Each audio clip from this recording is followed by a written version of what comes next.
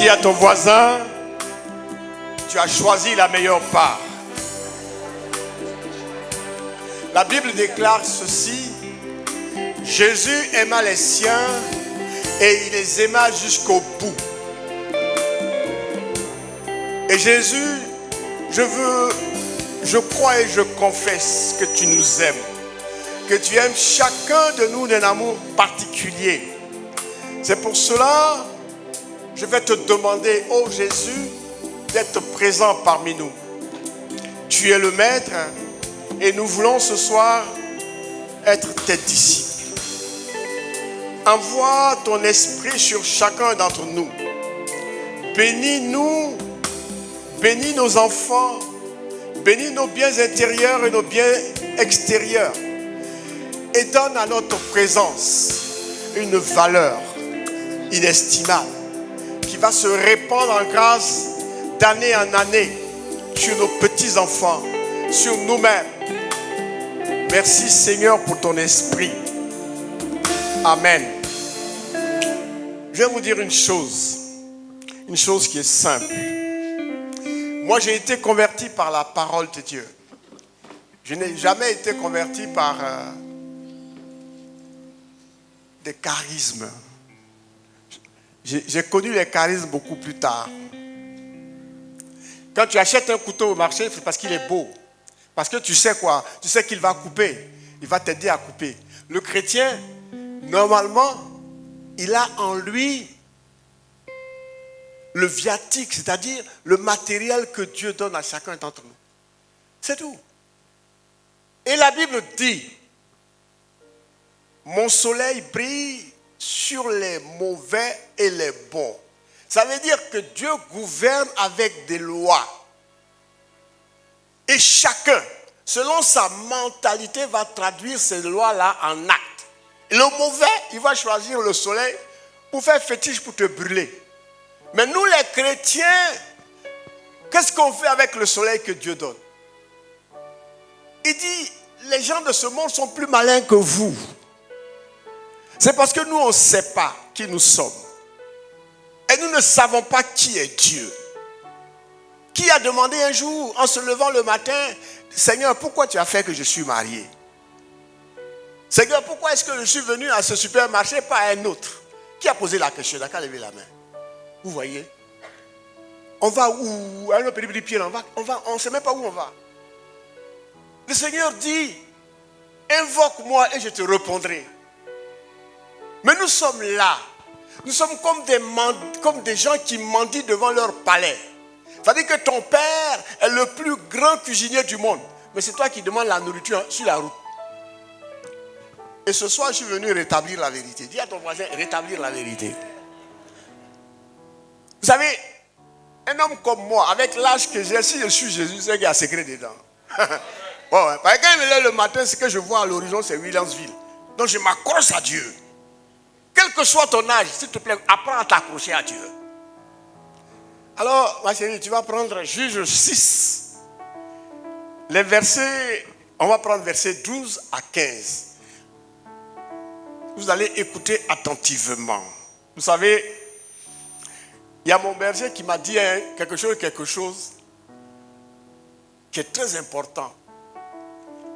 Mais moi, dans ma tradition, on dit, si tu vois un aveugle qui dit que nous allons faire amusement de jeter pierre, c'est qu'il a caillou sous son pied.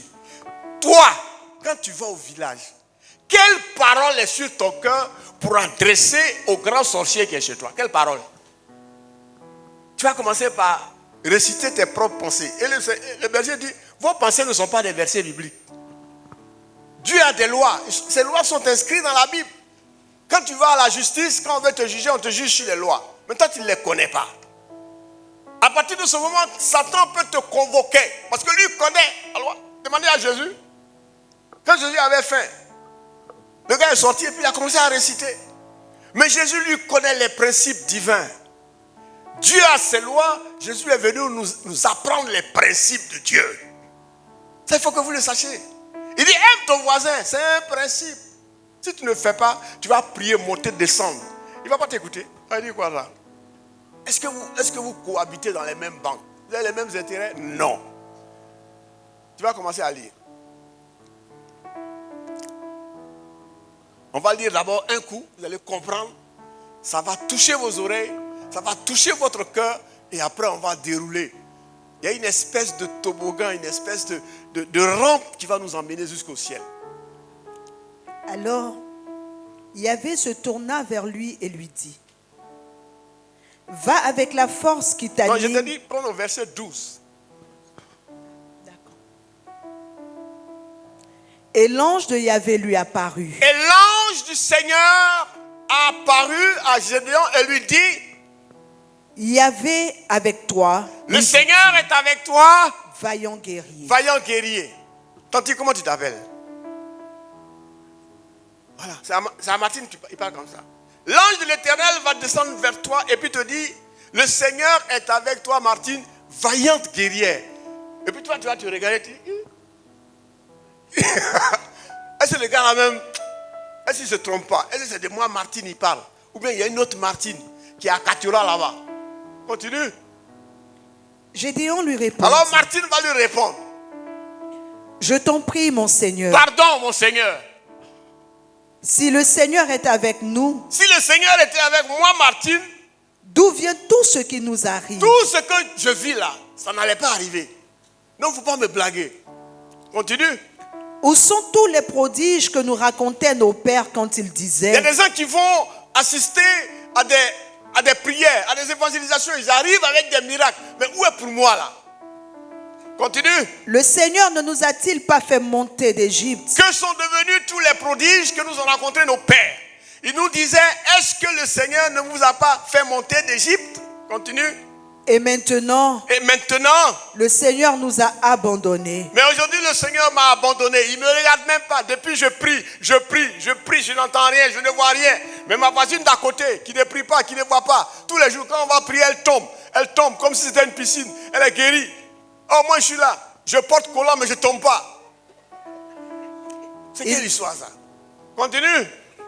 Il nous a livrés au pouvoir de Madian. Voilà. Dieu ne me regarde pas, donc il m'a livré au pouvoir de Satan, de Madian. Madian, c'était un peuple qui est venu assujettir Israël. Il y a une partie même qui dit qu'ils sont là, à la fin du mois net, ils viennent. Ils prennent tous les salaires des Juifs et puis ils s'en vont. Les gars n'arrivent même pas à bouffer. Alors le verset 14. Alors, le Seigneur se tourna vers lui et lui Alors le Seigneur va se tourner vers Gédéon, le soleil va se tourner vers Martine pour lui dire, va avec la force qui t'anime. va avec la force qui est en toi. Ce soir, nous allons dire quelle est la force qui est en toi. Il faut que tu saches, ce n'est pas ton sang, ce n'est pas tes muscles, ce n'est pas tes os. Jésus faisait 55 kilos, tout mouillé.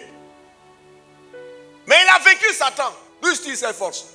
Est-ce que quand on monte Jésus, on le monte avec digba muscles? Là, c'est le mot digba. Mais il était clin comme ça. Mais le gars qui a fait 40 jours de jeûne, vous croyez que quelle chair il a? Avec la force qui est en toi, Et tu sauveras Israël du va pouvoir. pour sauver Israël du pouvoir de Madian. Avec la force que tu as, Martine, va et sauve ta famille, et sauve tes enfants, et sauve ton village du pouvoir de Satan. Ah ouais, c'est ce qu'il te dit. Comme nous, on a des Portugaises qui sont remplis de poils, on n'entend pas la parole de Dieu. Les Portugais, c'est les oreilles. Hein? Voilà. Et puis il dit quoi? N'est-ce pas moi qui t'envoie? N'est-ce pas moi qui t'envoie? Comme je suis enseignant, je vais vous expliquer. N'est-ce pas moi qui t'envoie? On appelle ça une question rhétorique. C'est-à-dire que c'est une question qui apporte déjà sa propre réponse. Ce n'est pas une question pour te blaguer, mais il y a la réponse dedans. N'est-ce pas moi qui t'envoie? Ah, voilà. On va s'arrêter là aujourd'hui. Nous allons nous intéresser au verset 12 et au verset 14. Et vous lirez le reste à la maison. Pour vous donner un peu d'exercice. Voilà. Il faut donner des exercices à ton âme. Il nous a enseigné ça aussi, le berger. Donner des exercices à son âme. Ça, c'est extraordinaire. Alors, frères et sœurs, nous savons qu'il y a tellement d'épreuves. Il y a tellement de circonstances qui s'opposent à nous que quelquefois nous sommes tentés d'abandonner Dieu et d'aller chercher un plan B. Le plan B, il est au PK18. Le plan B, il est à Tengrela, il est au Mali. Et depuis notre baptême, on a oublié qui nous sommes et qui est Dieu. Un peu comme Israël. Israël a désobéi à Dieu. Et quand tu désobéis à Dieu, tu deviens transparent. Alors tu crois, comme Israël, que Dieu t'a abandonné. Israël est en train de souffrir sous la domination de Madian. C'est nous-mêmes qui nous donnons les moyens, qui donnons des moyens aux autres de nous affaiblir. Parce que nous sommes des paresseux volontaires, des ignorants volontaires. Vous voyez? Mais Dieu va se révéler à Gédéon. Un homme comme toi, comme moi, une femme qui est là, comme toi, et puis bouleverser sa vie. Et tout ce temps que tu as passé ici, c'est à toi il parle. Ma chérie, tu vas prendre le verset 12. L'ange du Seigneur lui apparut et lui dit. L'ange du Seigneur lui apparut et lui dit. Le Seigneur est avec toi, vaillant héros. Le Seigneur est avec toi, vaillant guerrier. Vous savez, l'ange, ce n'est pas une émanation comme ça. C'est un serviteur de Dieu, c'est un envoyé de Dieu. Donc à partir de ce moment, dès l'instant où l'ange te parle, c'est Dieu qui te parle. Mais quand il dit vaillant guerrier, il regarde Gédéon, un petit bonhomme de rien, qui était en train. Il dit voilà. Ça veut dire quoi? Ça veut dire que le regard que Dieu pose sur toi, c'est un regard qui est différent de ce que toi tu crois tu es. Vous voyez? Là où Gédéon va transpirer la peur, Dieu voit en lui un libérateur. Dis Amen. Ça veut dire que là où tu es assis, quand tu vas au travail, parce que bientôt tu vas payer scolarité, hein? Quand on t'envoie les factures là, tu commences à pleurnicher. Moi j'ai commencé déjà. Mais Dieu voit en toi quelqu'un de puissant. Vous voyez le regard des hommes et le regard de Dieu, ce n'est pas le même regard. J'ai connu une dame à une retraite, je ne dis pas son nom, mais dans le quartier, tous les jours, son mari ne vient pas à la maison. Pourquoi? Parce que quand il y a palabre, même entre deux enfants de 2 ans, on dit elle est dedans. C'est elle qui fait palabre partout. Son mari est malheureux. Même les policiers même viennent. On dit, ah, il y a le petit là, il a 1 an. Il a frappé mon enfant 1 an. On dit, oh, c'est madame Intel qui est partie rapporter entre les 2 petits là. Mais elle a commencé à comprendre que Dieu avait un regard sur elle qui est différent. Elle a exposé sa vie à Dieu. Et dans le quartier, à partir de ce moment-là, tout le commissariat a déménagé chez elle. Parce que quand elle rentre dans une affaire, l'affaire se règle dans les 5 secondes qui suivent. Vaillant guerrier.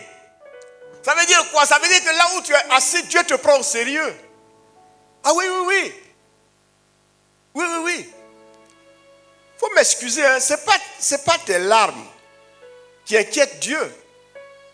C'est toi-même. Quand tu regardes Dieu là, tu crois qu'il t'a fait comment? Si c'est les larmes là, la pluie pleure plus que nous. Mais nous on est là. Nous avons oublié qui nous sommes. Et nous avons oublié aussi qui est vraiment notre Dieu. Moi on m'a enseigné que le problème d'Israël ce n'était pas ses ennemis. Parce que Dieu dit ces ennemis là je les combattrai. Mais le problème d'Israël c'est pas qu'Israël ne connaissait pas son Dieu. Non, Isaïe était très loin de ce Dieu-là. Il dit non. Il dit à Moïse, toi va. Ton Dieu qui pète la foudre et tout ça, nous on n'en veut pas. Alors Dieu a été obligé d'écrire sa grâce sur des tables de pierre. Alors qu'il voulait mettre sa grâce dans nos cœurs. C'est ce que Jésus est venu réparer.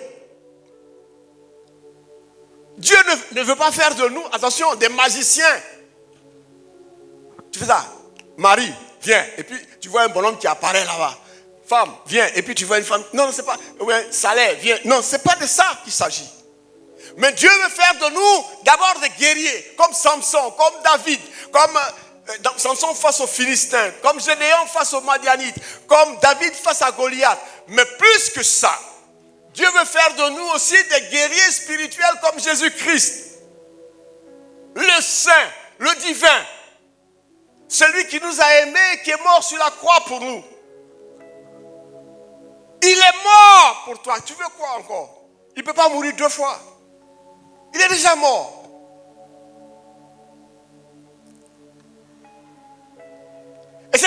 cause de ça que les paroles qu'on vous dit doivent être des paroles qui nous éduquent. Ouais. Qui nous éduquent. Dans le livre des Proverbes, au chapitre 3, le verset 1, mon fils, n'oublie pas mon enseignement. Jésus lui-même a été enseigné par son Père. Et la Bible dit dans l'évangile selon Luc, au chapitre 12, Jésus était dans la synagogue. Il allait là-bas. Lui qui est Dieu, lui qui est parole de Dieu, allait écouter les enseignements qui étaient dans la synagogue. C'est pour cela qu'il peut dire, il est écrit. Est-ce que toi aujourd'hui, quand tu pries ton Dieu, quand tu pleures devant ton Dieu, tu es capable de dire, il est écrit? Dites-moi. Non, tu es capable de dire, où est le téléphone du berger Robert? Oui, mais chez lui aussi, il est écrit.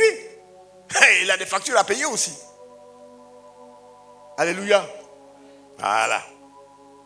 Vous savez, entre les mains de Dieu, je me suis rendu compte d'une chose, il n'y a pas de petits chrétiens. Il n'y a que des chrétiens enseignés. Si tu acceptes l'enseignement de Dieu, ce n'est pas la peine. On est toujours en train de dire, oui, il y a des grands sorciers dans mon village. Mais à quel moment il y aura des grands chrétiens là-bas? On appelle ça le parallélisme des formes. S'il y a des grands sorciers, c'est qu'il doit y avoir un grand chrétien. Si tu n'es pas grand chrétien, c'est qu'il y a un problème. Tu as un problème, frère. C'est ça qu'on appelle le nanisme spirituel. Tu es un nain. Tu peux pas faire quelqu'un?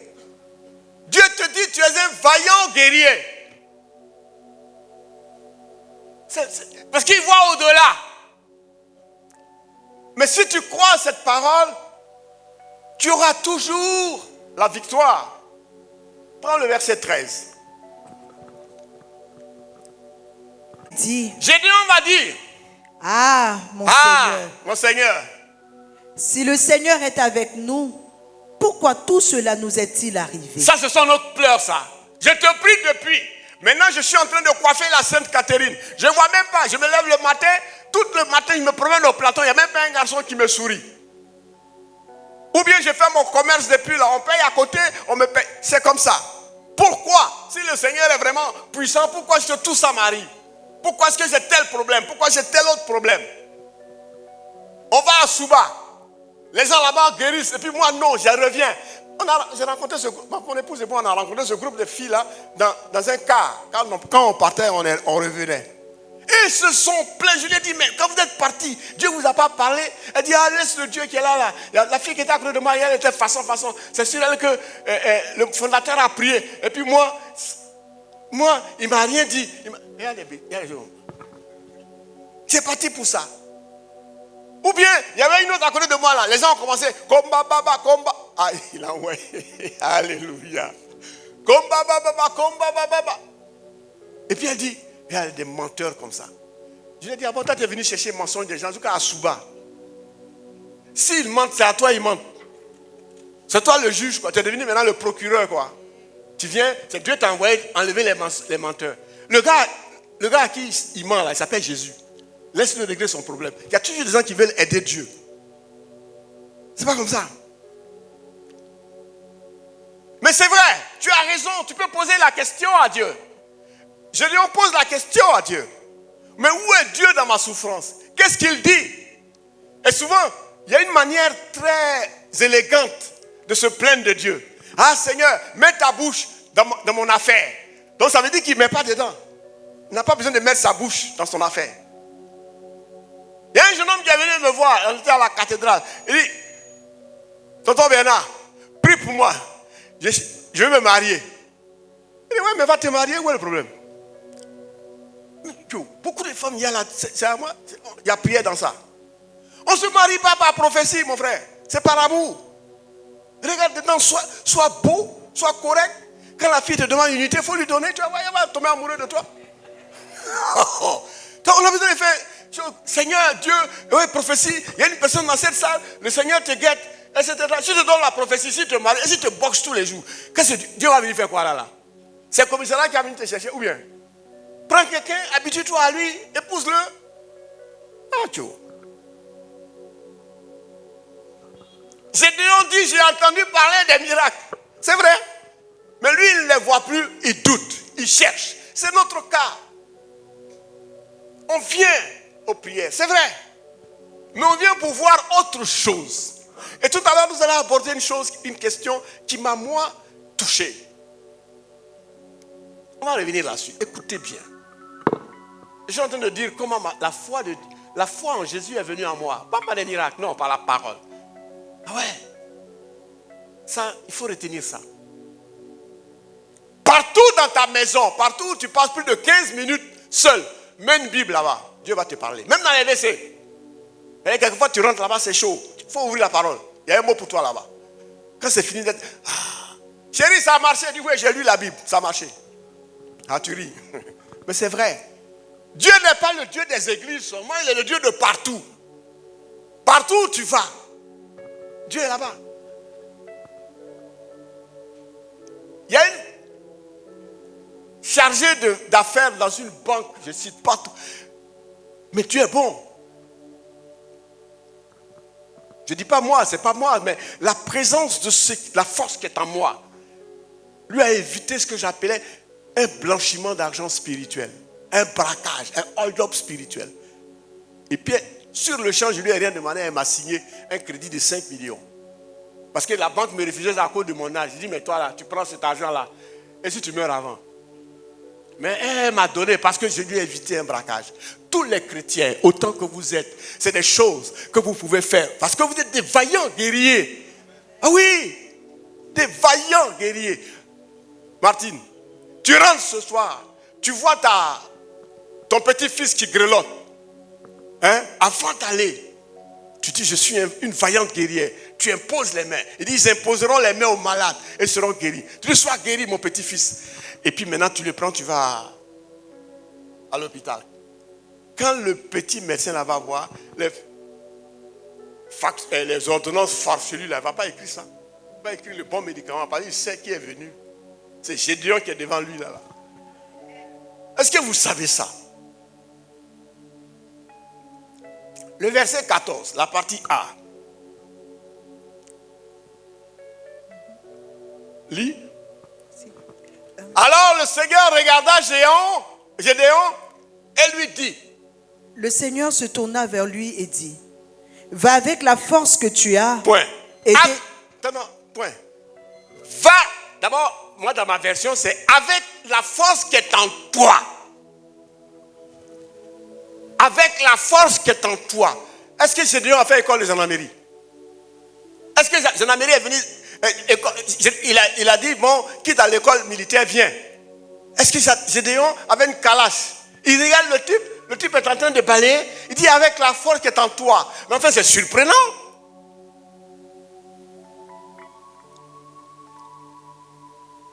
Dieu n'attend pas de nous une force spectaculaire. Non. Première chose, avec la force qui est en toi. Qui lui a donné cette force? Qui donne la force à Gédéon? Mais c'est Dieu lui-même qui nous donne la force. C'est Dieu lui-même. Ce n'est pas une force physique. Quoique Samson et tout ça ont reçu ça. Mais c'est une force spirituelle. Et une force spirituelle est communiquée à ton esprit. Une force spirituelle est communiquée aussi à ton âme. Cette âme qui pleure, cette âme qui a peur, cette âme qui est, comment on l'appelle, mais qui est paniquée chaque fois. C'est là-bas. Et cette âme te donne la capacité d'agir. Le verset 14 dit, avec cette force qui est en toi, donc tu as une force en toi, regarde en toi. Ce soir tu regardes un miroir, puis tu regardes le miroir. Si tu es marié, il n'y a pas de problème, ton mari et toi, vous vous mettez nus. Et puis vous regardez le miroir. Donc vous êtes habitués l'un à l'autre, non, il n'y a pas de problème. Il va te montrer tout ce qu'il cache d'habitude. Regarde, vous vous regardez. Vous dites, mais Seigneur, tu as dit que j'ai une force en moi. Où ça y est? Et puis tu regardes, tu parles à ton âme comme David parle à son âme. Mais madame, tu vas voir cette force-là.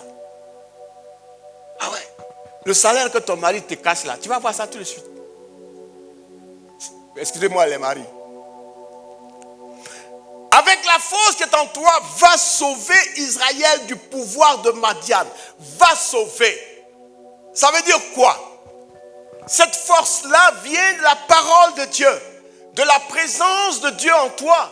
Cette force-là vient de la décision que tu dois prendre pour répondre. Parce qu'il te dit, va. Il t'a donné la force, donc tu as une responsabilité. N'accepte pas d'être un spectateur de ta propre vie. Tu es un acteur et il te demande d'agir. Tu vas t'asseoir là pour pleurnicher chaque fois, excusez-moi. Enfin, on pleure déjà assez à Williamsville. On va continuer encore ici.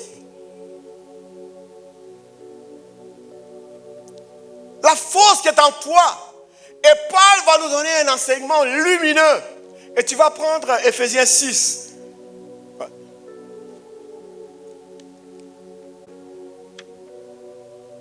Les versets 10 à 11. Ephésiens 6.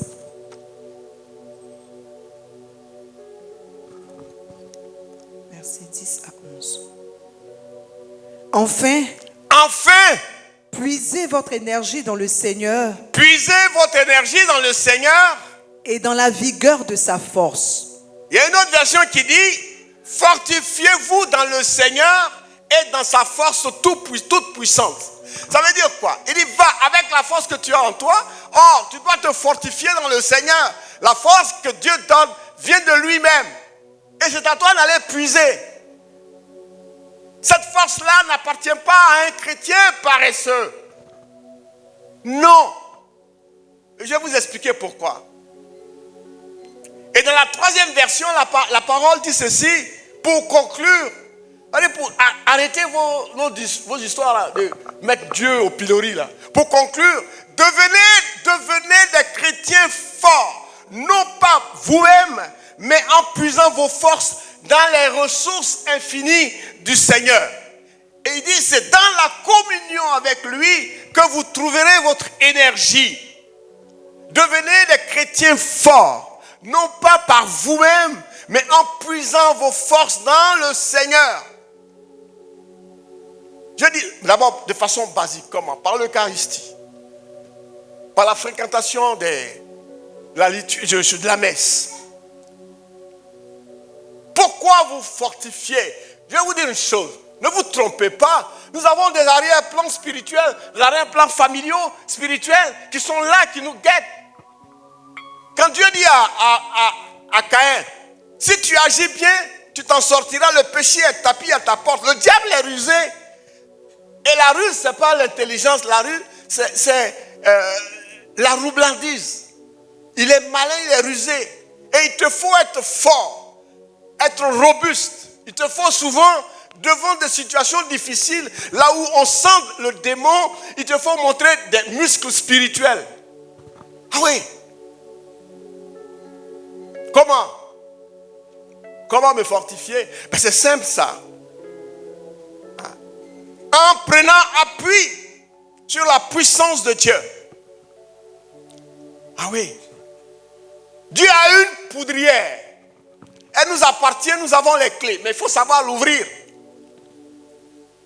Nous devons nous fortifier pas pourquoi, mais pourquoi faire.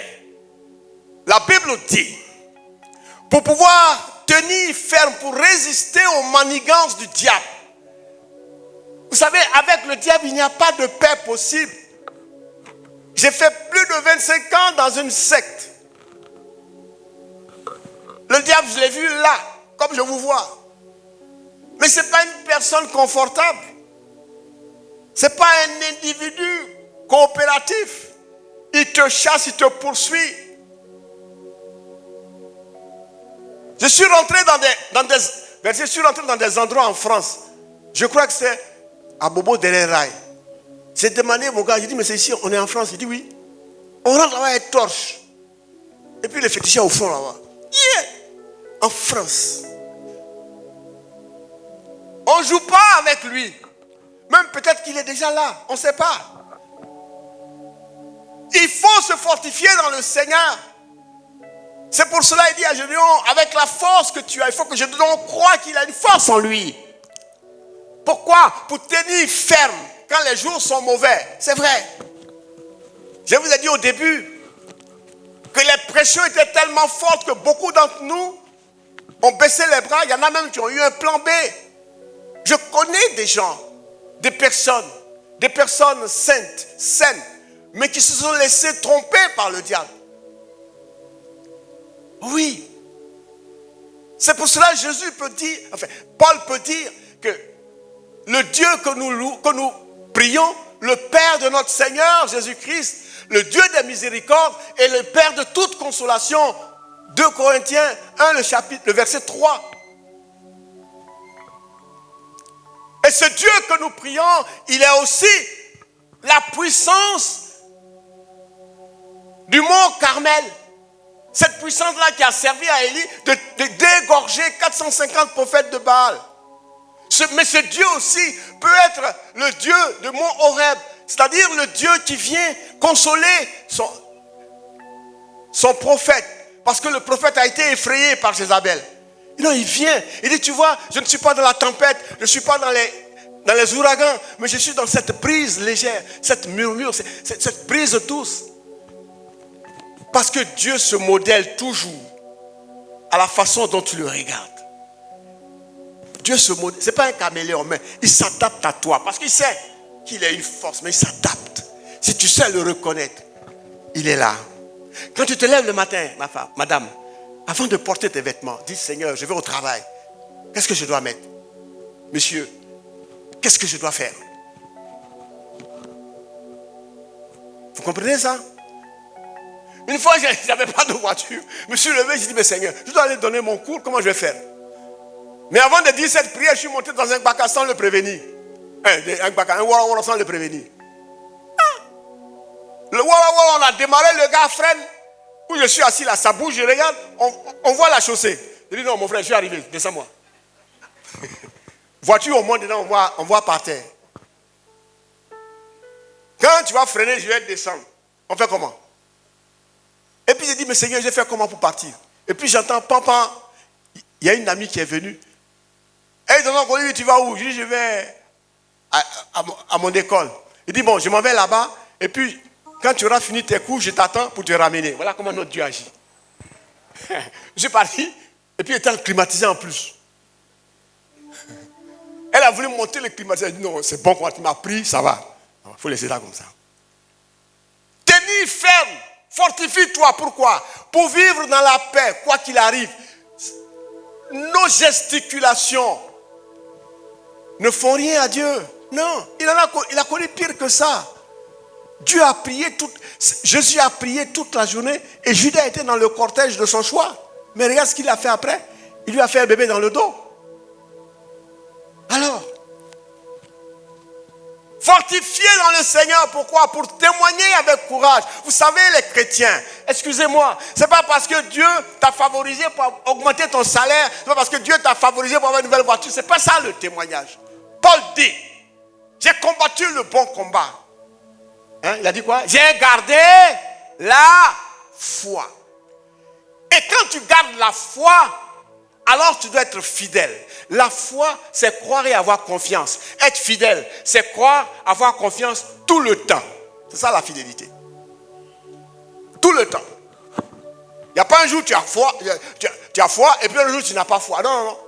C'est pas comme ça se passe.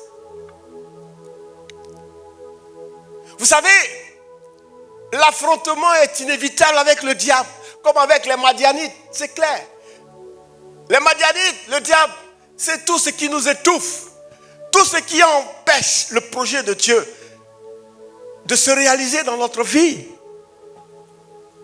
Nous avons été créés, et toute la création nous est soumise. Ah ouais, il dit allez multiplier, développer, etc. Mais nous on n'arrive pas à ça. Pourquoi? Même dans nos propres chaussettes, on étouffe. Dieu nous a donné tout depuis le commencement. Depuis le commencement. Lisez dans le livre de la Genèse. Il dit, écoutez, donnez tout. Il nous a tout donné. Et ce qu'il nous a donné constitue la force pour nous. Voilà. Et quand lui-même il est venu, en Jésus-Christ, il a fait Gouachou encore. Il nous a donné son sang. Il nous a donné son nom. Il nous a donné sa parole. Il nous a donné sa vie. Il nous a donné son esprit. Il nous a donné son autorité. Et il a ajouté dessus, cerise sur le gâteau. Il dit, voici ma mère. Il vous a donné sa mère. Il nous a donné sa mère. Sa mère. J'allais aux États-Unis. Arrivé à Paris, on regarde mon passeport, il n'y a pas un visa Schengen. Parce que je devais passer par Amsterdam. Les gars veulent me mettre en prison. Oh, moi, dans le quartier, tout le monde a dit que j'allais aux États-Unis. Mes enfants m'ont publié ça, tout ça. Là. Ils ont fait, ouais, moi je vais voir, papa va envoyer Adidas, Nike. Non, ton papa il est en cabas. Voilà. Il est là. C'est pas un fétiche, hein. Le voilà. J'avais ça dans ma poche. Et puis j'avais ça. Moi, je me suis levé comme ça. Pardon. Je me suis levé comme ça et puis j'ai commencé à partir. Et quand la police m'a arrêté pour me dire, si vous traversez parce que vous n'avez pas de visa, vous ne pouvez pas faire de correspondance. Je n'avais pas les moyens. J'ai fait un seul Je vous salue Marie. Mais c'est un Je vous salue Marie qui m'est venu du ciel. C'est un ange qui a récité ça pour moi. Ce n'est pas comme ici, on fait 1000 Ave en 1 heure. Non, ce n'est pas de ça qu'il s'agit. Et puis le 1001e Ave, on s'en va insulter à Dieu à la maison. On peut couper ça avec ciseaux.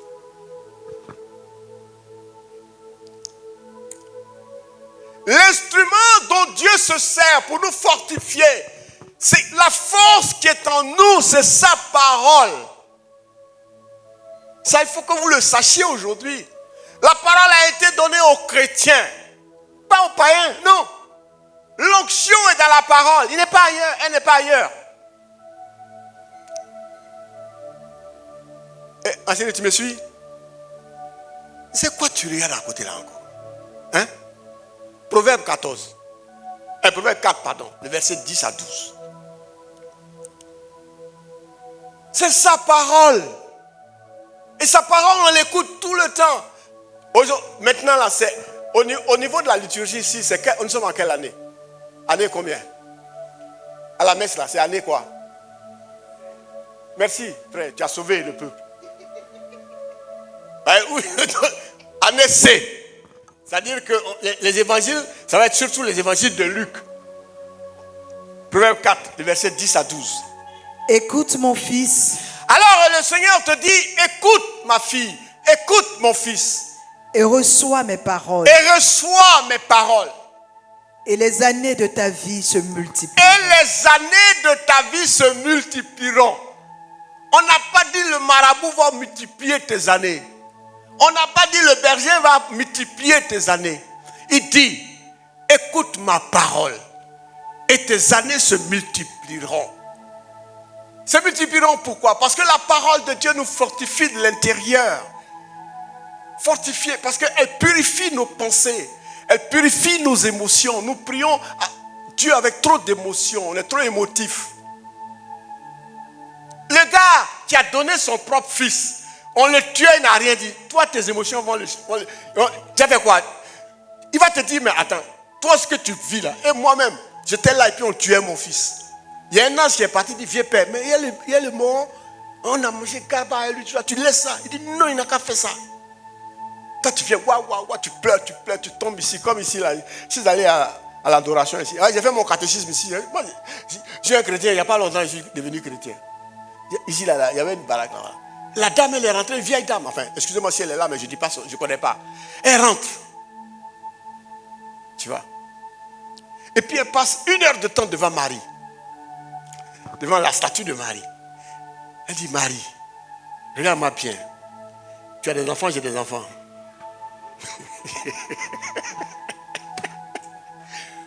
Voilà, c'est ça. Moi, mes enfants m'écoutent. Quand je leur parle, il y a un mec qui est en France. Quand il dit, envoie-moi l'argent, il envoie l'argent. Toi, ton enfant, tu as mis au monde. On ne sait pas qui l'écoute là. En tout cas, il faut lui dire. Quand elle a fini, mais elle est partie. On avait exposé le Saint-Sacrement. Elle est partie. Elle dit, toi là, tu es rond, on dirait œil de quelque chose là. Ici, là. Je viens de parler à ta maman. Que moi, quand les enfants ne m'écoutent pas, je les corrige. Ça a été sa prière, ça.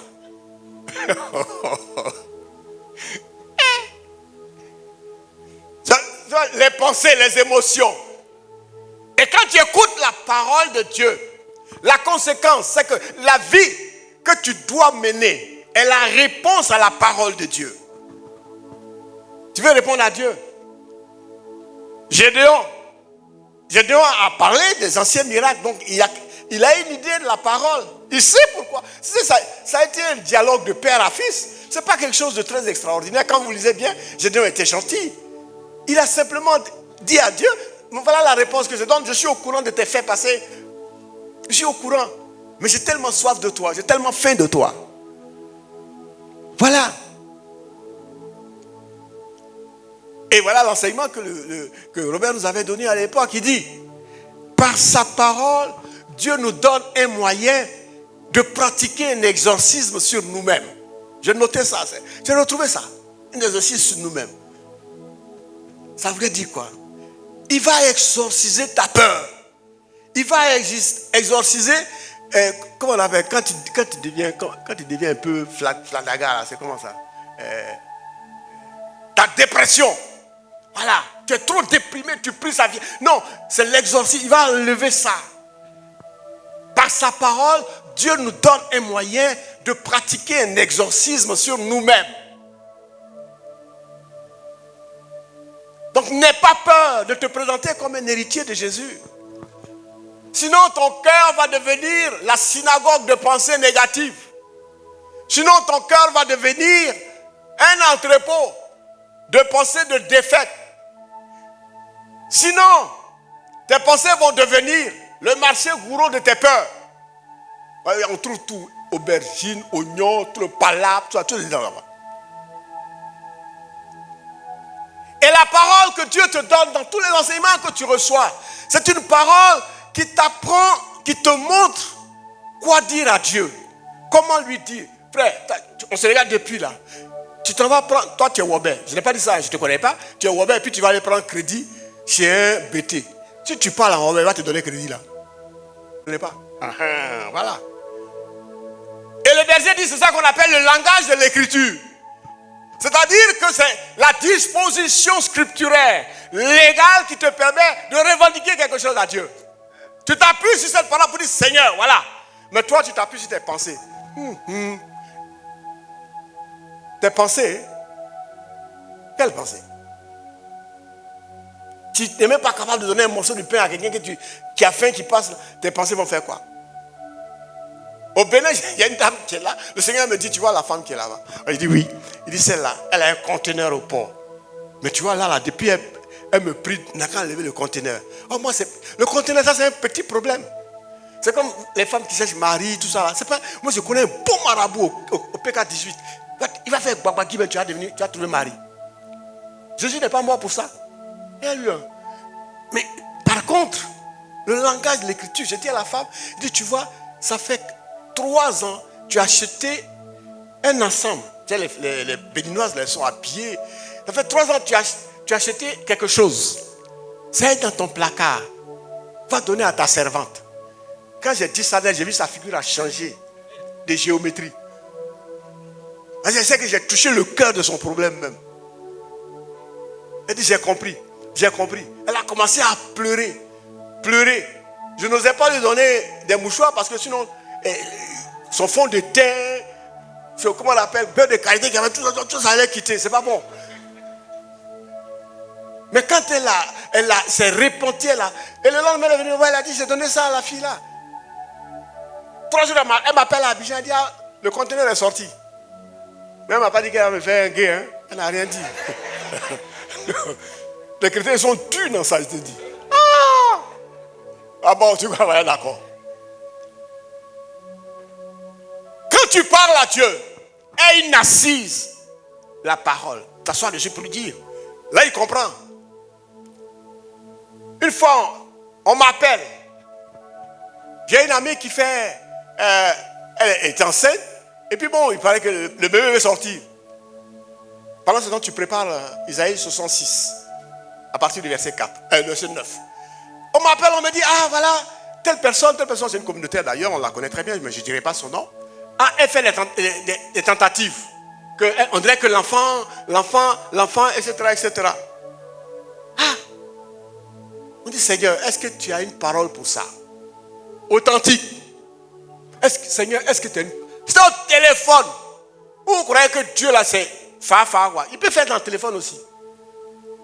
C'est parce que nous, on vit mauvaisement. qu'on a peur. Au téléphone, tu as trouvé Isaïe 66, le verset 9. Faut lire. Ouvrirai-je le sein maternel Ouvrirai-je le sein maternel pour ne pas laisser enfanter, pour ne pas laisser enfanter, dit le Seigneur. dit le Seigneur. Moi qui fais naître, Moi qui fais naître, c'est moi qui fais naître. empêcherai-je d'enfanter? Fermerai-je l'utérus, dit ton Dieu. Et c'est sur cette base-là, quand il m'a ouvert ça, j'ai prié, j'ai dit Seigneur, sur la base de cette parole, ça me donne l'autorisation de fermer l'utérus. Et l'utérus a été fermé. Enfin, 2 mois plus tard, on m'a appelé, dit Go, tu as fermé, il faut ouvrir. J'ai ouvert. Authentique, et l'enfant est né.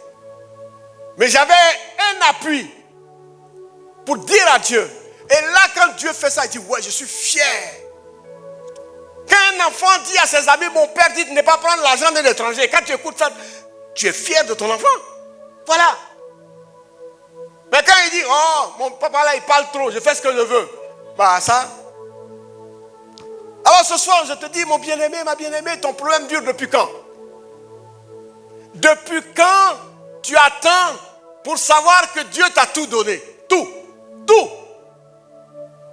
Et ce soir, je te dis une chose. Ton miracle est possible. Mais tout dépend de toi. Ah ouais? Tout dépend de toi. C'est pour cela qu'il dit à Gédéon, va délivrer.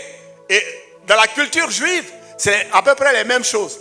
Délivrer, sauver, libérer, c'est pratiquement pareil. Parce qu'eux, ils rattachent toutes ces difficultés-là aux ennemis.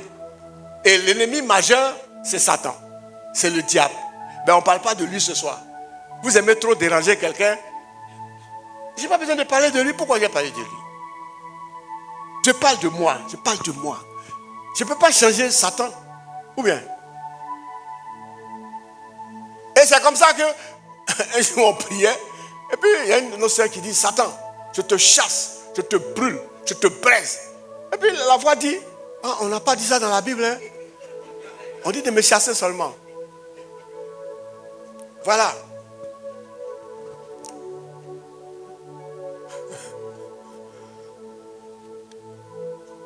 Deviens un chrétien fort et puissant et dans les ressources de ma puissance, te dit Dieu. Pourquoi? Parce que Dieu reste la source de notre force. Et c'est lui qui donne la force. Et j'ai dit tout à l'heure, il ne fait pas de nous des magiciens. Mais voilà ce qu'il fait. Si tu es familier avec la parole, si tu es familier avec Dieu, si tu es constamment en présence de Dieu, voilà ce qu'il va faire. Il va te donner des idées à développer, à exploiter avec son esprit. C'est ça l'autorité.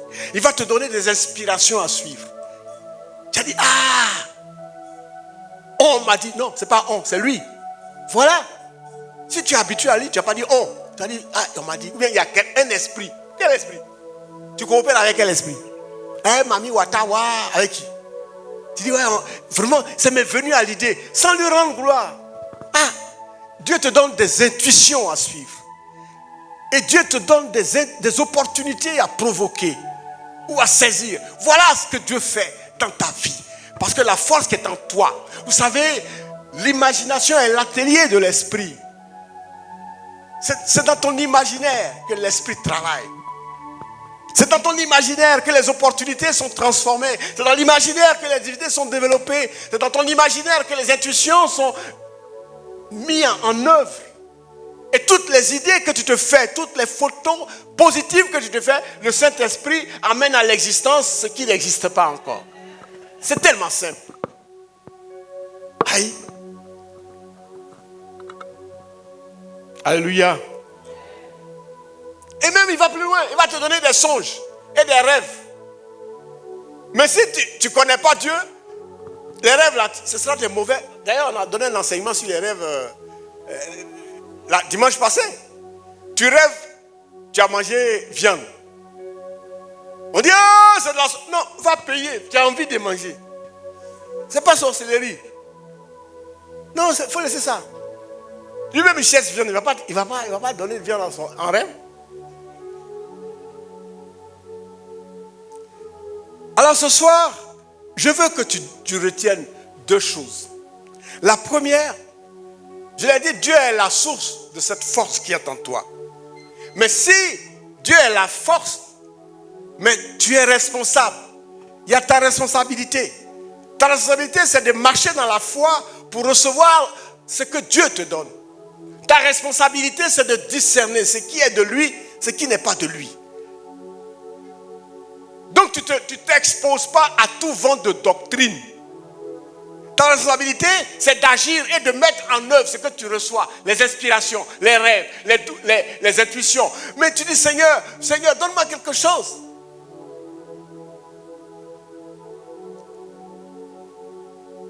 Ta responsabilité, c'est de coopérer, de collaborer avec le Saint-Esprit. Tous les matins, quand tu mets un pied, tu dis, Saint-Esprit, quel est notre agenda? Tu ne te lèves pas quand tu as pris les pieds, ouah, tu t'en vas. Et si plus te cogne en route maintenant? J'ai une amie qui a expérimenté Dieu, elle n'était même pas chrétienne. Je lui ai dit, bon, je vais te donner ma foi. Voilà ce que tu vas faire. Elle habitait à un coin où, elle devait être à 6 heures au plateau, mais pour avoir un baka, c'était vers les 9 heures qu'elle pouvait avoir un baka, tellement les gens se bousculaient. Je lui ai donné une petite prière. La petite prière, j'ai dit, imagine-toi dans un baka toute seule. Voilà la prière. Vous voyez, c'est tordre le cou, moi, j'ai vous savez, Marie, jusqu'à... Et puis, bus passe, tu as prié quoi? Ah bon? Et elle est partie. Maintenant, c'est elle qui va me raconter après. À 5 heures du matin, elle était devant. Elle dit, j'étais arrêté. Il y avait près de 500 personnes autour de moi. C'est devant moi que le bac a ouvert la porte. Et je suis rentré. Je me suis assise. C'est en ce moment-là que la porte s'est ouverte. Elle dit, ah, tu te rappelles que la porte était ouverte devant? Elle a dit non. Qu'elle l'a fait, elle a eu l'idée que la porte était ouverte pour elle seule. Mais elle a pu rentrer. C'est après que la porte s'est ouverte pour les autres. Elle m'a appelé, elle a crié. Il dit, donne ta vie à Dieu. C'est tout. Donne ta vie à Dieu. Amen. Je te dis la vérité.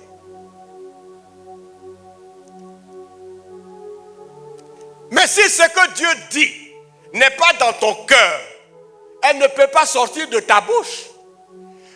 Jésus dit, le Saint-Esprit viendra, il vous rappellera. Mais toi, il va te rappeler quoi? Si tu ne connais pas, tu ne peux pas reconnaître. Si tu n'as rien dans ton cœur, le Saint-Esprit ne va rien te rappeler. Donc tu vas prier en wazari. Tu vas prier selon ce que tu entends.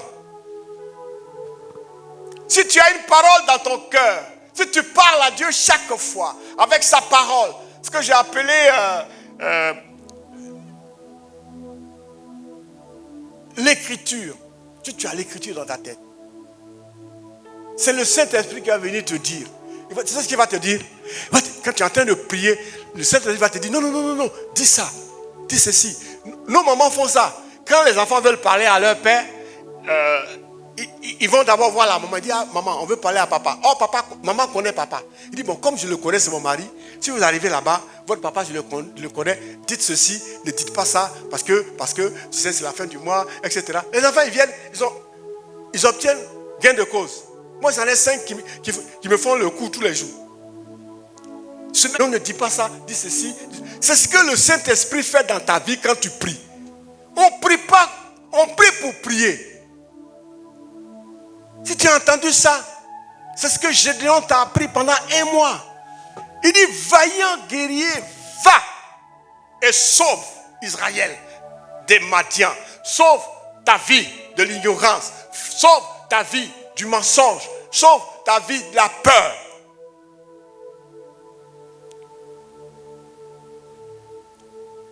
Gédéon a demandé des preuves à Dieu. Les toisons. On vous a enseigné ça aussi. Les preuves. Si tu es avec nous, prouve-le. Ne demandez pas ça à Dieu. Il va vous prouver ça mal même. Faites l'expérience de demander à Dieu de te prouver qu'il est avec toi. Il va te prouver mal qu'il est avec toi. Je me suis marié, j'avais 2 enfants. Mon épouse avait 1 enfant. On en avait 3. Mais pendant 2 ans, on ne faisait pas d'enfants. Je dis, on s'est marié pourquoi alors?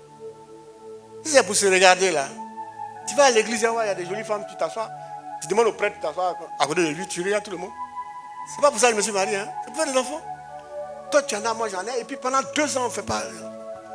Seigneur, prouve-nous que c'est toi qui nous as mis ensemble. Quand on a demandé pardon, on était à 5. On a demandé pardon, on dit, c'est bon comme plan. Il allait continuer. C'est comme ça que Dieu prouve qu'il est avec nous.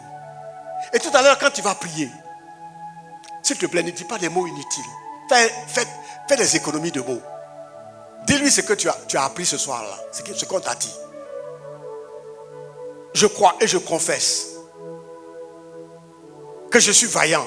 Je crois et je confesse que je suis guerrier. Je crois et je confesse que la force est en moi. Je crois et je confesse que c'est toi qui m'as envoyé. Je crois et je confesse que c'est toi qui es présent dans ma vie. C'est toi qui me fortifie. Je crois et je confesse. Prie comme ça, parce que tu as entendu ces mots-là. C'est lui qui les a dit. Et au moment, tu exposes en même temps ton problème. Je crois et je confesse que je peux enfanter. Je crois et je confesse que ceci, cela.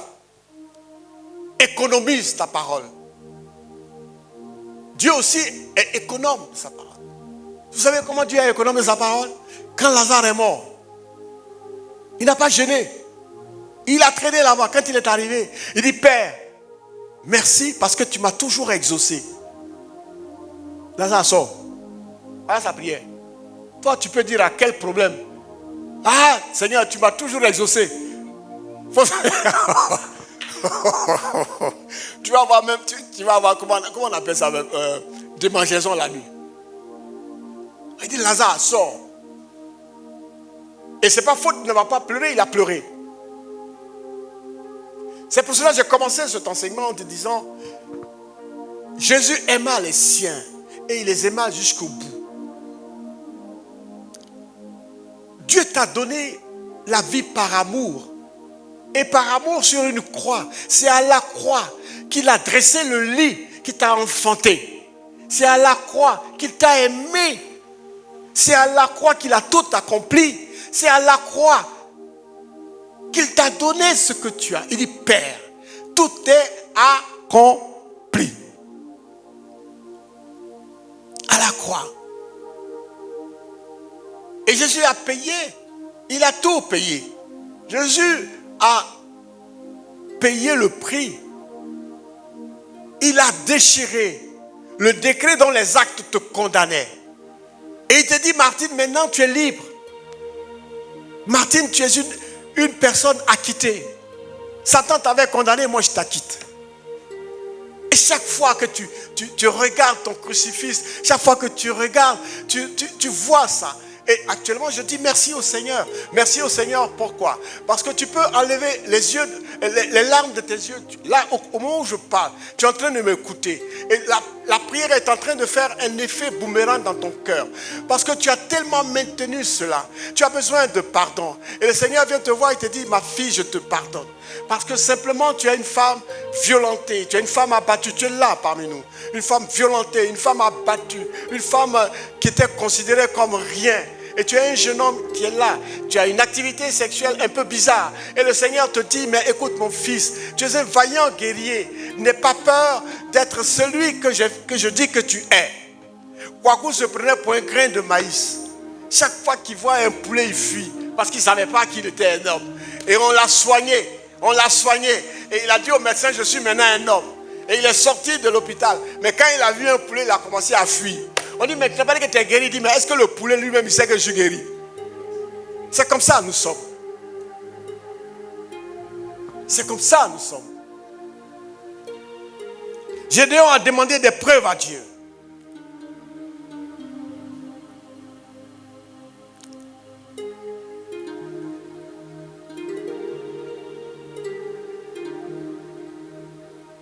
Et je termine par cette histoire. Dans l'évangile selon Luc, au chapitre 12, au chapitre 13, le verset 12, la Bible dit, il y avait une femme qui était infirme. Elle était courbée pendant 18 ans. Et elle était toujours à la synagogue. Et ce jour-là, Jésus vient et Jésus la voit. Mais je me suis dit, mais pendant 18 ans, il n'y a même pas un regard. Il n'y a personne qui la regarde. Donc ça veut dire que là où tu es, tu crois qu'il n'y a personne qui te regarde. Mais il y a une personne qui te regarde. Une personne qui te considère. Une personne pour qui tu es vraiment quelqu'un de vivant. C'est Jésus. Il rentre, la femme a 18 ans d'infirmité. Regardez une personne courbée. Demandez aux personnes âgées le mal de dos. Elle est courbée. Ça veut dire qu'elle ne regarde même pas les figures des gens. Elle ne regarde même pas le ciel. Elle regarde le sol. Et ça lui rappelle sa mort. Parce qu'on dit poussière, tu es poussière, tu retourneras. Elle est toujours le nez fixé dans la poussière. La Bible dit Jésus la regarde. Jésus l'appelle. Il la regarde. Donc il la voit. Deuxièmement, il l'appelle. C'est tellement simple. Martine. Voilà. Troisièmement, il lui parle. Il dit femme, tu es guérie. Et quatrièmement, il lui impose les mains. Vous voyez comment l'évangile est simple. Dire à Dieu, tu me vois. Je sais que maintenant tu me vois. Dire à Dieu, tu m'appelles. Maintenant, apprends-moi à répondre à ta prière, à ton appel. Et puis, il donne une parole prophétique. La parole prophétique, ça veut dire qu'il nous a établis dans les hauteurs. Immédiatement, il diagnostique la maladie. Tu n'as même pas besoin de problème. La Bible dit que pendant 18 ans, c'était la main de Satan qui l'empêchait d'être. Et quand il a parlé, il a parlé. Et il a imposé les mains à la femme. La Bible dit que la femme, soudain, subitement, tout à coup, ça dit qu'une réponse fusée. Pas les réponses tortues, ça existe. Mais fusée très rapidement. Elle s'est levée. Et vous savez ce qu'elle a fait? Une chose que jamais les chrétiens font. Elle a commencé à louer Dieu. Parce que Dieu est dans la louange de son peuple.